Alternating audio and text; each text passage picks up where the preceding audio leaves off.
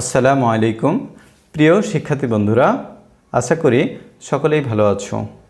আমাদের আজকের পাঠের বিষয় হচ্ছে নবম শ্রেণীর জন্য একটি কমপ্লিটিং স্টোরি।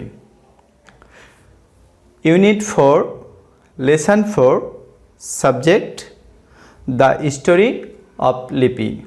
প্রিয় শিক্ষার্থী বন্ধুরা, তোমরা অ্যাসাইনমেন্টে দেখেছো একটি 4 থেকে 5 লাইনের একটি সেন্টেন্স দেওয়া আছে কমপ্লিটিং স্টোরি।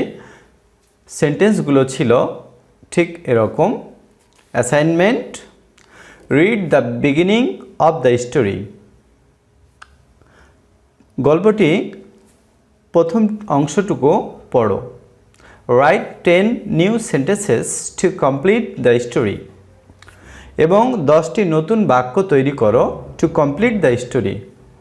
অপূর্ণ বা ইনকমপ্লিট বাক্যটি বা ইনকমপ্লিট গল্পটি পূর্ণ করার জন্য in a way you would like, যে কোনো উপায়ে। গল্পটি ছিল Nila, a young girl of 14 is a student of class 9 of Noapara girls high school, Noapara.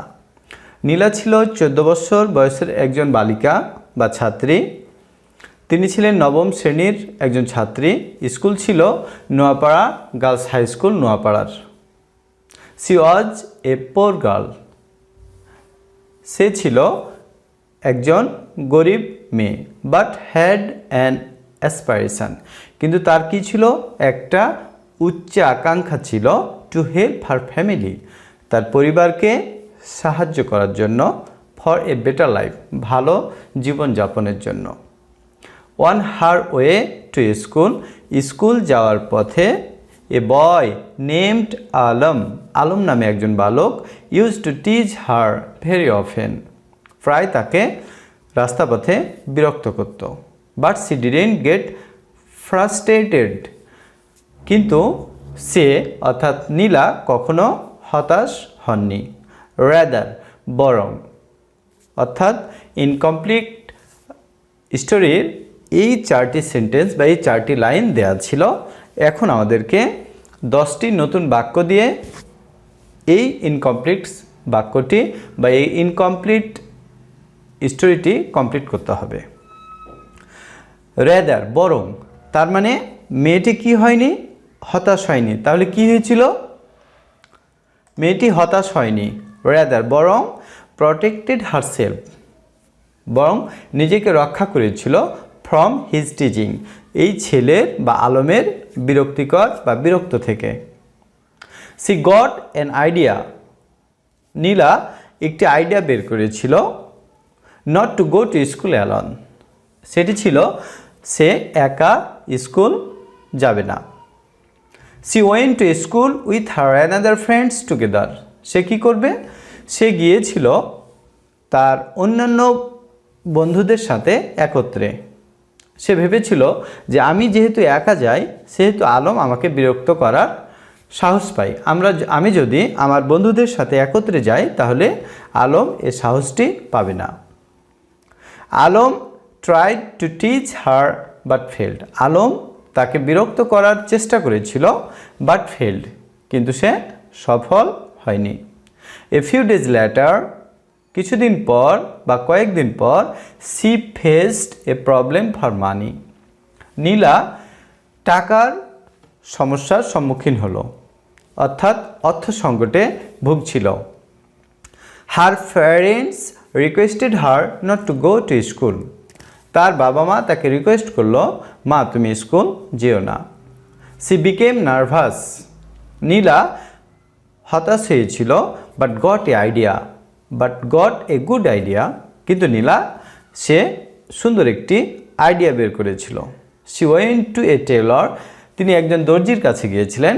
And worked, অর্থাৎ নীলা একটি দর্জির দোকানে যেতেন। অ্যান্ড ওয়ার্ক, এবং কঠোর পরিশ্রম করতেন।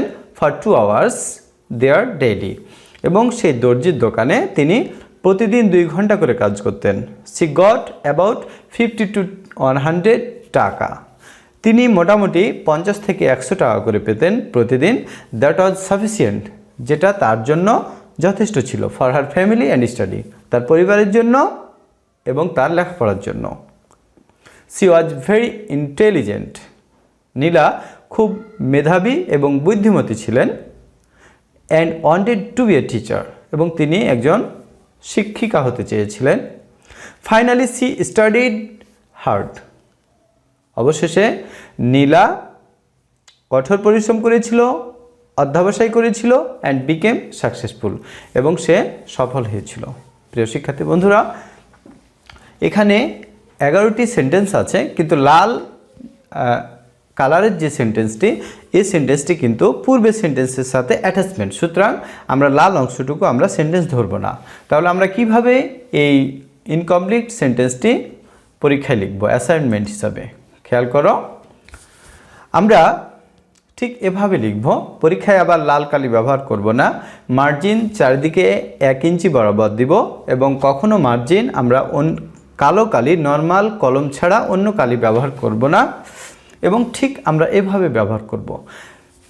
টপিক হতে পারে Nila's aspiration, Nila's ambition, Nila's future plan, as you like the best one.